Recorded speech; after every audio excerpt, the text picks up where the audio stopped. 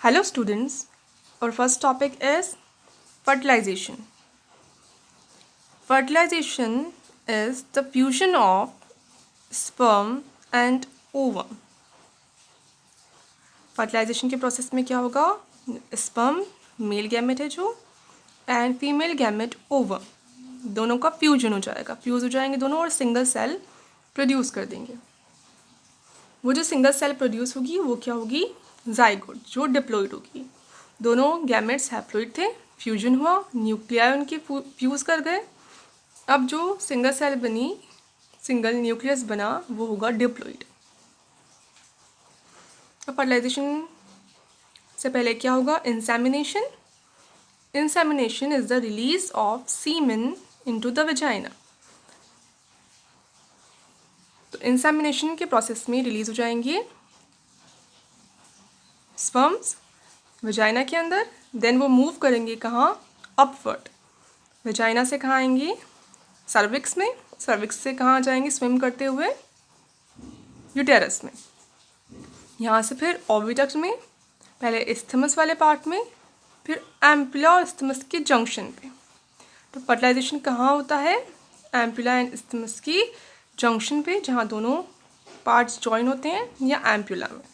ठीक है, usually junction पे हो जाता है। अब ओवम रिलीज हुआ था, पूरा साइकिल चला था, जिसमें फिर सेकेंडरी oocyte बन गया था, उसी को ओवम कंसिडर करते हैं।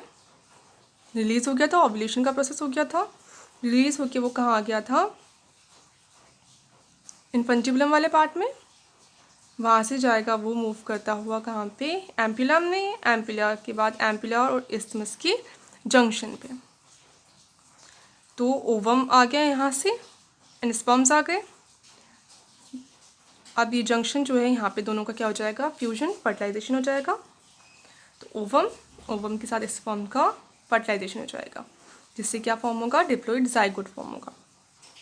तो ये फॉर्म हो गया डिप्लॉइड जाइगोट। अब डिप्लॉइड जाइगोट कहाँ मूव करेगा? ये यहाँ पे प्रोड्यूस हो गया डिप्लॉइड जाइगोट। इसको शो कर रखा है जंक्शन जो है इस्थमस एंड एम्पुला का। तो यहाँ पे फॉर्म हो गया जाइगोट। अब जाइगोट मूव करेगा कहाँ पर? यूटेरस की तरफ। अब मूव करते करते ये डिवाइड होता जाएगा रैपिडली, बहुत जल्दी जल्दी डिवाइड हो जाएगा माइटोसिस के थ्रू। अब सारे जो भी डिविजन्स होंगे जाइगोट में आगे जाके वो होंगे माइटोसिस। ठीक है, मियोसिस कब होता है? सिर्फ गैमेटोजेनेसिस के टाइम पे होता है। अदर जो सारे होते हैं वो होते हैं माइटोसिस। तो जाइगोट के डिवाइड होने को कहेंगे अपन, जितने भी उसमें माइटोसिस के डिवीजन होंगे आगे उन सबको कहेंगे क्लीवेज। तो the division of zygote into blastomeres is called cleavage. जो सेल्स प्रोड्यूस होंगी अब उनको क्या कहेंगे? ब्लास्टोमियर्स। सिंगल सेल थी जाइगोट, जाइगोट फर्स्ट माइटोसिस से डिवाइड हुई, 2 सेल्स प्रोड्यूस हुई। ये दोनों सेल्स क्या होंगी? ब्लास्टोमियर्स। ये एक ब्लास्टोमियर, ये सेकेंड ब्लास्टोमियर। इसको कहेंगे एम्ब्रियो की 2 सेल स्टेज। अब 2 सेल्स दोबारा डिवाइड होंगी माइटोसिस की ही थ्रू, 4 सेल्स प्रोड्यूस हो जाएंगी। 4 सेल्स प्रोड्यूस हो जाएंगी तब उसको कहेंगे 4 सेल स्टेज। अब जैसे जैसे आगे बढ़ता जाएगा एम्ब्रियो किस डायरेक्शन में बढ़ेगा? इस्थमस, इस्थमस से यूटेरस, वैसे वैसे डिवाइड होता जाएगा रैपिडली। तो सिंगल सेल थी, 2 सेल्स प्रोड्यूस हुई, 2 सेल्स से 4 सेल्स प्रोड्यूस हो गई। अब 4 सेल्स दोबारा माइटोसिस के थ्रू डिवाइड होंगी और 8 सेल्स प्रोड्यूस कर देंगी। 8 सेल अगेन डिवाइड होंगी और 16 सेल प्रोड्यूस कर देंगी। तो ये कैसी लगेंगी? स्ट्रक्चर बॉल जैसी लगेंगी, डेंस बॉल है, अंदर कैविटी नहीं है, सेल्स का ग्रुप है, बॉल लाइक स्ट्रक्चर फॉर्म कर रहा है। तो ये 8 सेल या 16 सेल जो स्टेज है इसको कहते हैं फिर मोरुला। मोरुला क्या होता है? जाइगोट के क्लीवेज से फॉर्म होता है, बॉल लाइक स्ट्रक्चर होता है, जिसमें सेल्स कॉम्पैक्टली अरेंज्ड होती हैं, बीच में कैविटी नहीं होती। तो पहले क्या फॉर्म हो गया? मोरुला फॉर्म हो गया। अब क्या होगा? मोरुला फिर अगेन डिवीजन स्टार्ट ही है, डिवाइड होता ही रहेगा, डिवाइड होकर खूब सारी सेल्स फॉर्म कर लेगा। अब जो स्ट्रक्चर बनेगा उसको कहेंगे ब्लास्टोसिस्ट या फिर ब्लास्टुला। अब ये फॉर्म हुआ, ये है ब्लास्टुला। क्या डिफरेंस होता है? एक तो मॉड्यूला में नंबर ऑफ सेल्स कम होता है, 8 to 16 सेल्स होती हैं, तब तक उसको कहते हैं मॉड्यूला, और डेंस होता है, बीच में कैविटी नहीं होती। इसके बाद ये सेल्स और डिवाइड करती हैं तो नंबर ऑफ सेल्स इंक्रीज हो जाता है, साथ में इनके सेंटर में कैविटी और फॉर्म हो जाती है, तब उसको क्या कहेंगे फिर? ब्लास्टुला या फिर ब्लास्टोसिस्ट। तो ये कैविटी फॉर्म हो गई, सेल्स अरेंज्ड है। अब कोविड जो कैविटी है वो सेंटर में नहीं होती, इसेंट्रिक होती है, थोड़ा सा अलग सेंटर से दूर होती है। तो क्या होता है, एक तो सिंगल सेल की लेयर फॉर्म हो जाती है और एक सेल का मास फॉर्म हो जाता है। ये तो एक सिंगल सेल जो लेयर वो पूरा कवर किए हुए है और सेल मास एक कॉर्नर पे इकट्ठा है, दूसरे कॉर्नर पे क्या है? कैविटी। सिंगल सेल की लेयर, एक तो लेयर है पूरी सिंगल सेल की, उसके बाद एक साइड पे तो कैविटी है, एक साइड पे सारी जो बची हुई सेल हैं जो डिवीजन से बनी वो सारी एक कॉर्नर पे इकट्ठा है। तो ब्लास्टुला या ब्लास्टोसिस्ट के स्ट्रक्चर में क्या होता है? 2 पार्ट्स होते हैं। एक तो आउटर लेयर को तो कहेंगे ट्रोफोब्लास्ट। ये आउटर लेयर जो है वो है ट्रोफोब्लास्ट, ये जो लेयर है। और ये जो सेल मास है ये है इनर सेल मास। ये cavity blastocoel, inner cell mass and trophoblast की लेयर। अब ये कहाँ पहुँच जाएगा? जो ब्लास्टुला या ब्लास्टोसिस्ट है ये पहुँच जाएगा फिर यूटेरस। अब यूटेरस में पहुँचने के बाद इसका होगा इम्प्लांटेशन। किस लेयर के अंदर ये इम्प्लांट हो जाएगा? जो एंडोमेट्रियम है, जो इनर वॉल है यूटेरस की, जो इम्प्लांटेशन के ही लिए क्या हो गई? बहुत ज़्यादा डेंस हो गई, थिक हो गई, वेस्कुलर हो गई, उससे जाके ये अटैच हो जाता है। किसके थ्रू? ये ट्रोफोब्लास्ट की जो सेल हैं ये अटैच हो जाती हैं किससे? जो वॉल है एंडोमेट्रियम उससे। ठीक है, अभी अटैच होने के प्रोसेस को क्या कहेंगे? इम्प्लांटेशन। अब अटैच हो गई, इसके बाद जो एंडोमेट्रियम है इसकी जो सेल्स हैं वो रैपिडली डिवाइड होती हैं, डिवाइड होंगी जल्दी जल्दी और इस पूरे को कवर कर लेती हैं। ठीक है, ये पूरा प्रोसेस क्या? इम्प्लांटेशन, अटैचमेंट, देन ये जो एंडोमेट्रियम की सेल हैं वो डिवाइड होंगी और पूरे को कवर कर लेंगी।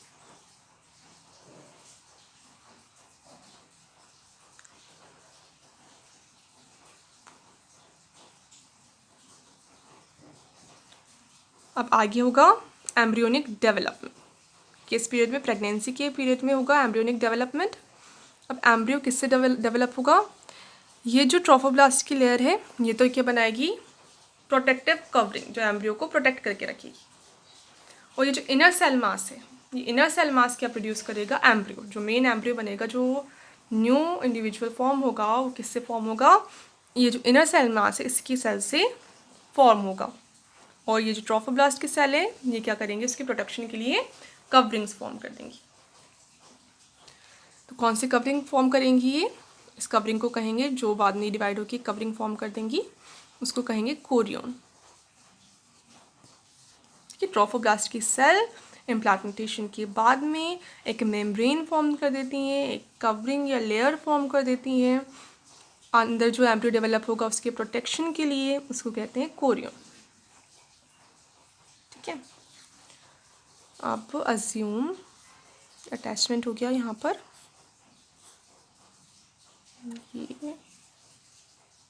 ये कवरिंग बना ली,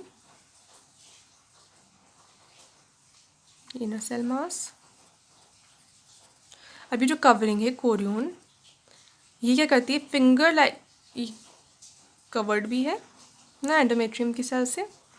अब ये जो कवरिंग है कोरियन ये फिंगर लाइक प्रोजेक्शंस देती है किसके अंदर? एंडोमेट्रियम के अंदर, जिससे जो कनेक्शन है दोनों का, एंडोमेट्रियम का एंड एम्ब्रियो का, वो क्या हो जाता है? स्ट्रॉन्ग हो जाता है, इंटेंस हो जाता है बहुत ज़्यादा। और फिर जो भी न्यूट्रिशन वेस्कुलर है तो सारे न्यूट्रिशनल जो सब्सटेंसेस है वो आ जाते हैं ब्लड के साथ, तो वो कहाँ पहुँच जाते हैं फिर? फिंगर लाइक प्रोजेक्शन के थ्रू जो एम्ब्रियो है वहाँ तक पहुँच जाते हैं। इनको कहेंगे जो फिंगर लाइक प्रोजेक्शन है कोरियोनिक विलाई। ये है कोरियोनिक विलाई। ठीक है, अब इस स्ट्रक्चर में देखो इम्प्लांटेशन हो गया, ये वाली जो वॉल है इससे अटैच हो गया एम्ब्रियो, ये है कैविटी जो रेड शो की हुई है, ये क्या है कैविटी, और ये है वॉल, ये है एंडोमेट्रियम। ये सारी जो यूटेरस की वॉल है ये है एंडोमेट्रियम। ये ऊपर भी ये वाली जो वॉल है ये भी एंडोमेट्रियम। अब इम्प्लांटेशन ऊपर है हुआ है, इस वॉल से हुआ है, अटैच हो गया था जो ब्लास्टोसिस्ट थी या ब्लास्टर जो था वो अटैच हो गया था। उसके बाद डेवलपमेंट होगा तो ट्रोफोब्लास्ट तो क्या फॉर्म कर लेगी, एक प्रोटेक्टिव कवरिंग कोरियन। ये प्रोटेक्टिव कवरिंग है, ये फॉर्म कर ली कोरियन। अब कोरियन देगी फिंगर लाइक प्रोजेक्शंस, इनको कहेंगे प्लेसेंटल विलाई या फिर कोरियोनिक विलाई, जिससे जो कनेक्शन है दोनों का, एम्ब्रियो का पूरे और यूटेरस की वॉल का, एंडोमेट्रियम का, वो और ज़्यादा स्ट्रॉन्ग इंटेंस हो जाएगा और सारे जो भी न्यूट्रिशनल सब्सटेंसेस है वो इन प्रोजेक्शंस के थ्रू किसको मिल जाएंगे, एम्ब्रियो को। अब यहाँ पे था अपना इनर सेल मास, यहाँ पे सेल मास था, वो डिवाइड होके क्या बनाएगा फिर एम्ब्रियो फॉर्म करेगा। तो ये एम्ब्रियो फॉर्म होता जा रहा है और ये इस कोरियन से किसके थ्रू अटैच्ड है, कोरियन से, या फिर ये जो कनेक्शन बन गया इसी को क्या कहेंगे, प्लेसेंटा, है ना। कोरियोनिक विलाई और एंडोमेट्रियम, इन दोनों के जो बीच का कनेक्शन है, इस कनेक्शन को क्या कहेंगे, प्लेसेंटा। अब ये जो एम्ब्रियो है वो एक long and thin slender cord के थ्रू अटैच रहता है किससे, प्लेसेंटा से। तो नरिशमेंट मिलता जाता है इसको। इस कॉर्ड को कहते हैं अम्बिलिकल कॉर्ड। वेसल्स में ब्लड वेसल्स प्रेजेंट होती हैं, यहाँ से ब्लड से जो भी न्यूट्रिशन सब्सटेंसेस हैं वो वेसल्स के थ्रू किसको मिल जाते हैं, एम्ब्रियो को मिल जाते हैं। अब प्लेसेंटा का ये जो कनेक्शन है एंडोमेट्रियम की वॉल एंड कोरियोनिक विलाई, इनके बीच का जो कनेक्शन है जिसको अपन कह रहे हैं प्लेसेंटा, उसका फंक्शन क्या होता है। तो फंक्शन क्या है इसका, एक तो ये न्यूट्रिएंट्स एंड ऑक्सीजन को एम्ब्रियो तक पहुंचाती है। ठीक है, तो इसकी ब्लड में ऑक्सीजन भी प्रेजेंट होगी, न्यूट्रिएंट्स भी प्रेजेंट होंगी, तो वो ब्लड के साथ किसको मिल जाएंगे, यूटेरस को मिल जाएंगे और साथ में एम्ब्रियो को मिल जाएंगे। एंड एम्ब्रियो में फिर जब डेवलपमेंट हो जाएगा इसमें भी जो एक्टिविटीज़ हैं वो स्टार्ट हो जाएंगी, तो CO2 प्रोड्यूस होगी इसकी बॉडी में भी एंड वेस्ट प्रोड्यूस होंगे, तो वो इस ब्लड के थ्रू ही निकल जाते हैं दोबारा और कहाँ चले जाते हैं, यूटेरस की ब्लड वेसल्स में चले जाते हैं। साथ में ये जो प्लेसेंटा है ये एक ग्लैंड की तरह भी वर्क करती है, एंडोक्राइन टिश्यू की तरह भी वर्क करती है और वेरियस हार्मोन्स को सीक्रेट करती है। एक तो प्रोजेस्टेरोन को सीक्रेट करती है जो फिर एंडोमेट्रियम को ऐसे ही बनाए रखती है, ठीक ही बनाए रखती है। एस्ट्रोजेंस को भी थोड़े अमाउंट में सीक्रेट करती है। साथ में गोनेडोट्रोपिन्स होते हैं, गोनेडोट्रोपिन्स मेन कौन सीक्रेट करता है, anterior pituitary, LH and FSH। तो ये जो प्लेसेंटा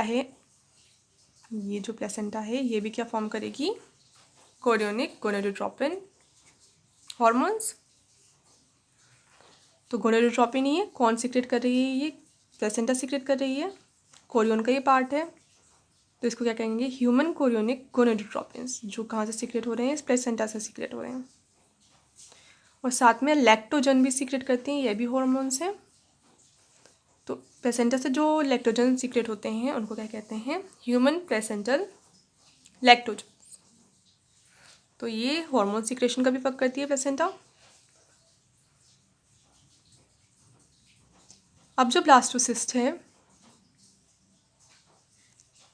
वो और डेवलप होती है, अभी तो ये उसका डेवलप्ड डायग्राम दिया हुआ है। अब जैसे ही ब्लास्टोसिस्ट क्या हुई, अटैच हुई और इम्प्लांटेशन हुआ, उसके बाद तो कोरियन फॉर्म हो गई, फिंगर लाइक प्रोजेक्शंस फॉर्म हो गए। अब क्या होगा, गैस्ट्रुलेशन होगा, क्या बन जाएंगी, जो एम्ब्रियो है, जो इनर सेल मास है वो कितनी लेयर्स बना लेगा, 3 लेयर्स बना लेगा, 3 लेयर्स में अरेंज हो जाएगा। उन 3 लेयर्स को कहेंगे, कौन सी होती हैं, जो जर्म लेयर्स होती हैं, 3 लेयर्स होती हैं germ layers, ectoderm, endoderm and mesoderm. तो आउटर तो एक्टोडर्म, इनर एंडोडर्म एंड जो मिडल लेयर है वो मेसोडर्म। तो जो इनर सेल मास है वो क्या करेगा, 3 लेयर्स फॉर्म कर लेगा। इस प्रोसेस को क्या कहेंगे, गैस्ट्रुलेशन। और अब जो एम्ब्रियो फॉर्म होगा उसको कहेंगे गैस्ट्रुला। तो ये तीनों लेयर ही आगे जाके क्या बनाएंगे, जो वेरियस सिस्टम्स ऑर्गन्स होते हैं एम्ब्रियो के वो फॉर्म करेंगी। एक्टोडर्म मेनली क्या करती है, skin and nervous system form करती है। एंडोडर्म जो इंटरनल जो एलिमेंट्री कैनाल है वो फॉर्म करती है मेनली। एंड मेसोडर्म अदर जो भी ऑर्गेनल्स हैं, हार्ट है, मसल्स हैं, ये फॉर्म करती है। तो आगे जाके सारा डेवलपमेंट किससे होगा, इसी से होगा। तो गैस्ट्रुला के फॉर्म होने को प्रोसेस को कह रहे हैं अपन गैस्ट्रुलेशन। वैसे ही क्या फॉर्म हुआ था इससे पहले, ब्लास्टुला या ब्लास्टोसिस्ट फॉर्म हुई थी, उसके प्रोसेस को क्या कहेंगे, ब्लास्टुलेशन।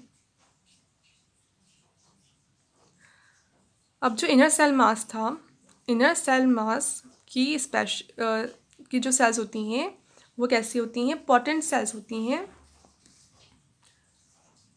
यानी वो पोटेंशियल होती हैं कि आगे अगर उनको अपन सेपरेट कर दें और सिंथेटिक मीडियम में उसको स्टोर करके रखें या ग्रो करवाएं तो वो बॉडी के किसी भी ऑर्गन या टिश्यू को फॉर्म कर सकती हैं। कैसी होती हैं, प्लूरोपोटेंट कह सकते हैं अपन, प्लूरोपोटेंट सेल्स होती हैं। यानी इनर सेल मास की सेल आगे जाके फ्यूचर में उस ऑर्गेनिज्म के किसी भी टिश्यू या ऑर्गन को फॉर्म कर सकती हैं। तो उनको क्या कहते हैं फिर ऐसे सेल्स को, स्टेम सेल्स। तो जो इनर सेल मास है उसकी कुछ सेल्स स्टेम सेल्स कहलाती हैं, जो आगे जाके उनमें पोटेंशियल होती है कि वो आगे जाके उस ऑर्गेनिज्म के किसी भी ऑर्गन या टिश्यू को बना सकें। अब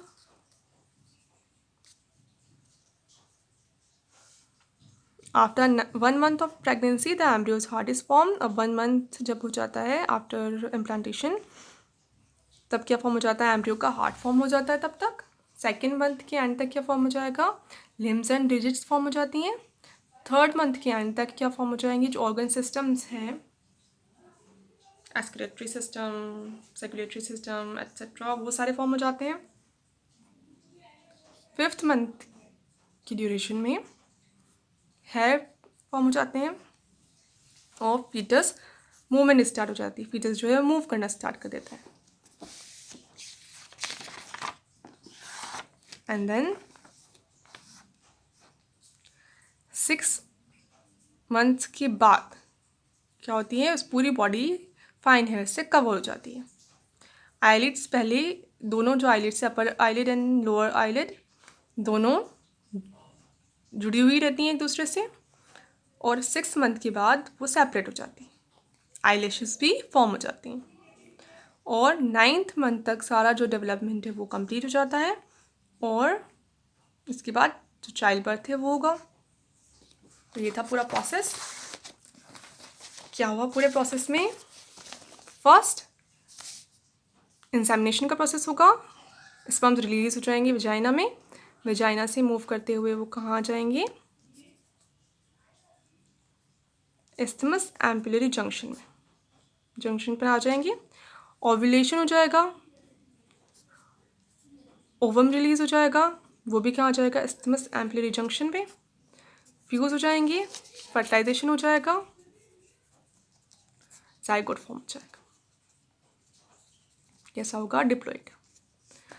अब जाइगोट मूव करेगा किस डायरेक्शन में, इस्थमस एम्पुलरी जंक्शन से कहाँ जाएगा वो, इस्थमस वाले पार्ट में, इस्थमस वाले पार्ट से कहाँ जाएगा, यूटेरस में।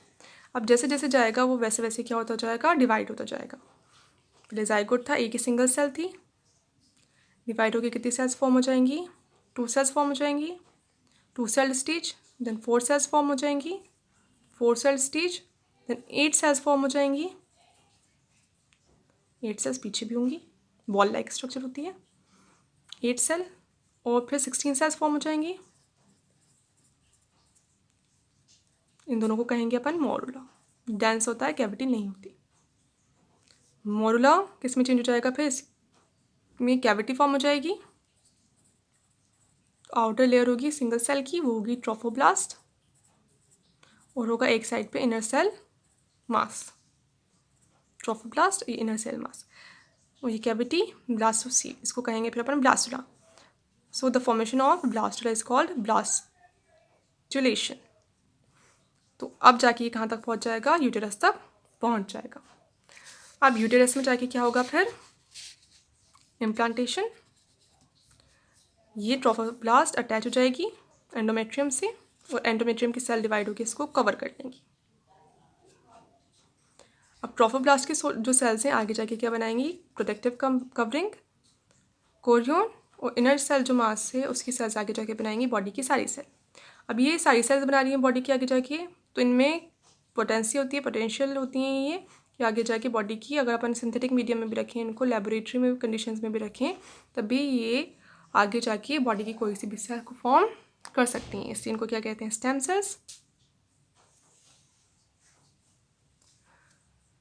अब आगे जाके कौन सा प्रोसेस होगा, एक तो पहले इस पर विलाय फॉर्म हो जाएंगी, कोरियन जो है वो विलाय फॉर्म कर देगी जो एंडोमेट्रियम की टिश्यू से इंटेंस वे में अटैच हो जाएंगी, तो इस कनेक्शन को कहेंगे अपन प्लेसेंटा। अब ये जो इनर सेल मास है ये डिवाइड होगा, पहले तो गैस्ट्रुलेशन का प्रोसेस होगा और 3 लेयर्स फॉर्म कर देगा। 3 लेयर फॉर्म करने के बाद एम्ब्रियो डेवलपमेंट स्टार्ट हो जाएगा और एम्ब्रियो फॉर्म होना स्टार्ट हो जाएगा। अब एम्ब्रियो इस